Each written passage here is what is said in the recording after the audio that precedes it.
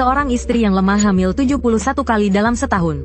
Tetapi setiap kali, kehamilannya digugurkan secara brutal oleh suaminya. Setiap kali keguguran, suaminya mengadakan upacara pemakaman untuk merayakannya. Hingga kehamilan ke-72, barulah ia mengizinkan istrinya melahirkan. Namun, yang lahir adalah monster. Semua orang di sekitarnya ketakutan. Tetapi sang suami tidak gentar. Ia bahkan tersenyum gembira. Kemudian, ia dipasangi topeng labu, dan dipelihara seperti anjing. Meskipun ia hanya memiliki 3 kaki, ia dapat berlari dengan cepat. Saat haus, ia minum capung. Saat lapar, ia berebut sisa makanan dengan anjing. Awalnya, hidupnya cukup nyaman. Tetapi suatu ketika, ia tidak sengaja mengintip, dan itu mengubah takdirnya. Untuk mewariskan keahlian menarinya, sang ayah mulai mengajari kedua adik laki-lakinya menari. Tetapi mereka seperti orang bodoh. Satu gerakan diajarkan 800 kali. Tetapi mereka tetap tidak bisa. Sebaliknya, Inugami hanya perlu melihat sekali, dan ia langsung bisa menirukannya. Ia bahkan menciptakan gerakan tari yang lebih indah. Meskipun Tuhan memberinya tubuh monster, untungnya, bakat menarinya tidak terkubur. Sejak saat itu, ia sangat tertarik dengan menari. Ia mulai berlatih siang dan malam. Karena menari tidak hanya membuatnya bahagia, tetapi juga memberinya kesempatan untuk mendapatkan pengakuan dari ayahnya. Sungguh hal yang menguntungkan. Namun, tak disangka, ketika ia menguasai tarian itu dengan sempurna, hal aneh terjadi. Kakinya tumbuh kembali. Ia sangat senang hingga menari-nari kegirangan. Ia bahkan berlari ke jalan untuk berbagi kebahagiaannya dengan penduduk desa. Ia pikir dengan kakinya yang telah tumbuh, orang-orang tidak akan mendiskriminasinya lagi. Namun, saat melewati taman kanak-kanak, anak-anak masih memandangnya dengan aneh. Ia pun membenci mereka, dan melepas topeng labu yang telah dipakainya selama 8 tahun. Seperti yang diduga, penduduk desa ketakutan dan lari tunggang langgang. Ia pun tertawa terbahak-bahak. Di malam hari, ia menggunakan lengannya yang sepanjang 5 meter, untuk merebut pedang besar milik tentara. Jika mereka berani marah padanya, Inugami akan melepas topengnya dan menakuti mereka. Ia pikir ia selalu bisa menakuti orang. Tetapi kali ini ia bertemu dengan orang aneh. Dihadapkan dengan wajahnya yang buruk rupa, orang itu tetap tanpa ekspresi dan tidak terganggu. Karena ia tidak hanya buta, tetapi juga seorang musisi ulung.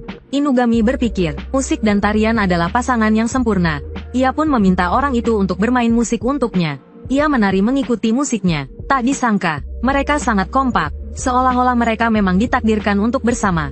Untuk mempererat hubungan mereka, Inugami kemudian berbagi roti kukus curian dengan Tomona. Karena memiliki pengalaman yang sama, mereka berdua menjadi sahabat karib. Seiring berjalannya waktu, kedua adiknya tetap tidak berguna, dan tidak mampu mewarisi keterampilan menari ayahnya. Sebaliknya, keterampilan menari Inugami semakin hebat setiap hari. Bahkan guru musiknya pun terpesona melihat tariannya yang luar biasa, dan tanpa sadar mulai memainkan musik untuknya. Namun, hal ini membuat ayahnya iri. Ayahnya tidak bisa menerima bahwa pewarisnya kelak adalah monster. Maka, ia pun melarang Inugami berlatih menari. 5 tahun kemudian, Inugami dan Tomona telah dewasa. Meskipun Inugami tidak tahu mengapa ia menjadi monster, ia tahu bahwa setiap kali selesai berlatih menari, tubuhnya perlahan kembali ke bentuk manusia. Seperti naik level dalam permainan. Ia juga bisa melihat arwah para prajurit yang belum tenang. Masing-masing memiliki kisah tragis. Inugami memanfaatkannya sebagai inspirasi untuk tariannya, untuk menyebarkan kisah-kisah ini, dan agar tubuhnya kembali normal. Mereka berdua meminjam panggung malam itu. Inugami mengenakan pakaian baru, dan menceritakan kisah-kisah melalui tariannya. Gerakannya yang ritmis, membuat penduduk desa ikut menari tanpa sadar. Pertunjukan mereka pun menjadi terkenal. Sebaliknya, pertunjukan sang ayah tidak diminati. Bahkan beberapa penonton terakhirnya tertarik pada pertunjukan Inugami. Hal ini membuat sang ayah semakin membencinya. Setelah beberapa pertunjukan, tubuh Inugami hanya menyisakan wajahnya yang belum kembali normal. Ia pikir hanya perlu beberapa pertunjukan lagi untuk sepenuhnya kembali menjadi manusia. Namun, di saat itu, karena ketenarannya yang luar biasa, Kaisar Kyoto pun ingin mengundangnya untuk menari di istana. Kaisar juga meminta Inugami untuk melepas topengnya di akhir pertunjukan. Karena ia selalu memakai topeng, banyak orang membayangkannya sebagai pria tampan. Jika saat itu wajahnya masih seperti monster, ia pasti akan dihukum mati. Sang ayah tersenyum licik, karena inilah yang ia inginkan. Ia pun menerima undangan Kaisar atas nama Inugami. Sang ayah bersembunyi di tempat gelap, menunggu Inugami membuat kesalahan karena gugup. Namun, tanpa disangka, Inugami tidak melakukan kesalahan apapun. Malah sebaliknya, tariannya semakin memukau. Setiap gerakannya sangat luwes, Tanpa celah, hal ajaib pun terjadi. Semakin baik tariannya, seolah menyentuh hati langit. Kisah tragis sebelum kelahirannya, perlahan muncul di benaknya. Ternyata, Inugami terlahir sebagai monster, karena perbuatan keji ayahnya. Dahulu kala, untuk mempertahankan gelar Raja Penari, dia menukar umurnya, dengan topeng terkutuk. Dengan memakai topeng itu, setiap kali dia membunuh seorang pemain biwa, dia bisa menyerap cerita yang mereka kumpulkan, untuk menginspirasi gerakan tarinya. Namun, jumlah pemain biwa terbatas.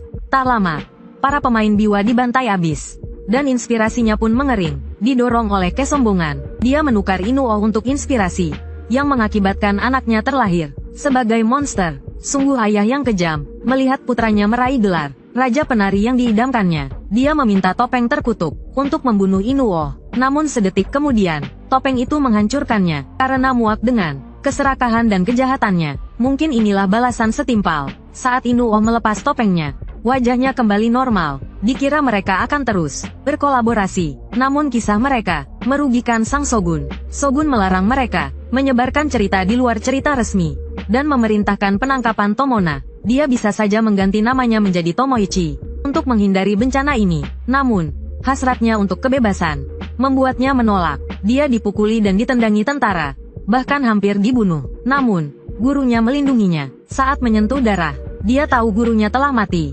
Dia kehilangan semangat juangnya, dan dipenjara. Kakinya dipatahkan sebelum dibebaskan. Namun, dia tetap gigih, bahkan memainkan biwa dengan kereta kecil. Dia menceritakan kisah tragis Inuo, dipukuli, dan tangannya dipotong.